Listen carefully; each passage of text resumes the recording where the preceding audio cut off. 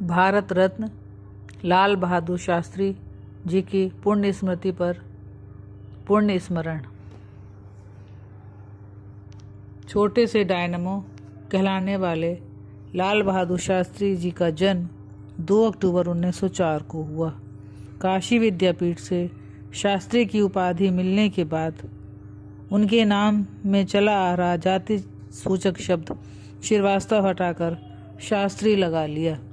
शास्त्री शब्द लाल बहादुर जी के नाम का पर्याय ही बन गया। गांधी जी को वे अपना गुरु मानते थे। 1921 का असहयोग आंदोलन, 1930 की दांडी यात्रा, 1942 का भारत छोड़ो आंदोलन में उन्होंने अपना विशेष योगदान दिया। भारत की स्वतंत्रता के बाद 1947 में उत्तर प्रदेश में गोविंद वल्लभ पंत के मंत्रिमंडल में उन्हें पुलिस व परिवहन मंत्रालय सौंपा गया। परिवहन मंत्री के रूप में पहली बार महिला कंडक्टर्स की नियुक्ति की गई।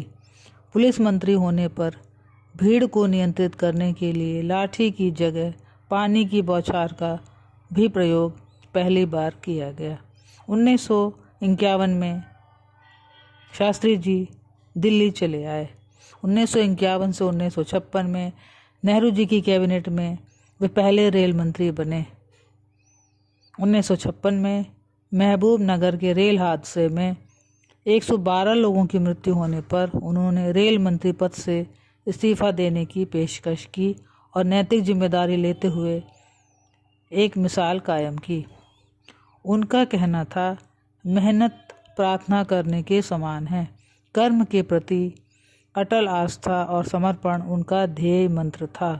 नेहरू जी की मृत्यु के बाद 9 जून 1964 में उन्होंने दूसरे प्रधानमंत्री के रूप में पदभार ग्रहण किया। 18 महीने अपने पद पर रहे।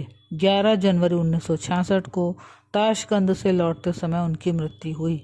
1962 के युद्ध में भारत को बहुत नुकसान हुआ था। इसी का फ़ायदा उठाते हुए पाकिस्तान ने 1965 में युद्ध छेड़ दिया, लेकिन शास्त्री जी ने भारतीय सेना के साथ मिलकर पाक को मुंह तोड़ जवाब दिया। युद्ध की वजह से देश में अन्न की कमी और आर्थिक संकट भी आया। यह तो एक चुनौती के रूप में था। भूखमरी के संकट और अमेरिका का भारत को अपनी शर्तों में गेहूं का आयात करना भारत के स्वाभिमान के लिए उचित नहीं था। यह वाक़या 26 सितंबर 1965 का है कि भारत पाकिस्तान युद्ध समाप्त हुए अभी 4 दिन ही हुए थे कि प्रधानमंत्री लाल बहादुर शास्त्री जी ने दिल्ली के रामलीला मैदान में हजारों लोगों के सामने आह्वान किया कि पेट पर रस्सी बांध लो, साग सब्जी ज़्यादा खाओ, सप्ताह में 1 दिन का उपवास रखो, देश को अपना मान दो। उन्होंने खुद इसका अनुसरण किया और इसका असर भारत में आज भी देखने को मिलता है।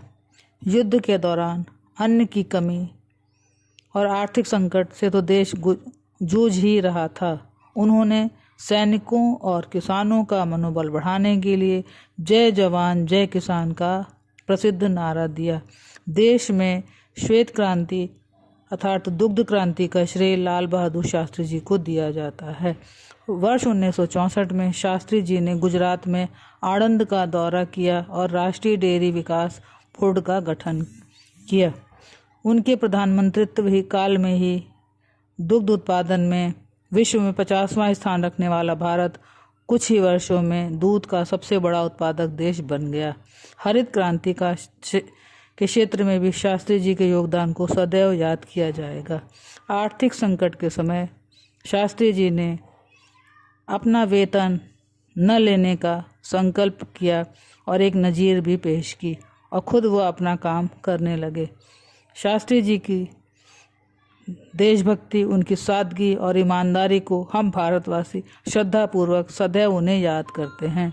उन्हें मरणोपरांत वर्ष 1966 में भारत रत्न से सम्मानित किया गया।